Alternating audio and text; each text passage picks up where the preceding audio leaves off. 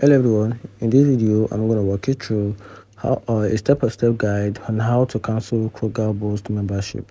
So to do that, you can simply do that using the website or using the app. You can also use the customer care service to cancel your Boost membership. So using the website, just log on to your Kroger website, then make sure your account is logged in, then click on the profile icon at the top right corner and select my account. Then from there, scroll down and click on my subscription, then find your Boost membership or delivery subscription and click on cancel subscription. Then follow the on-screen instruction to complete the cancellation process. Then on the mobile app, log into your account, then tap on the menu, which is the three-line icon, and select my account, then tap on my subscription or Boost membership.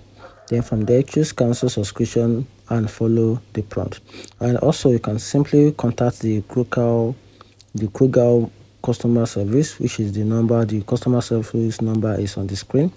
Then after once you call, you can just simply ask for request for cancellation of your Boost membership. Then your subscription will be cancelled, and that's a simple guide on how to cancel Kroger Boost membership.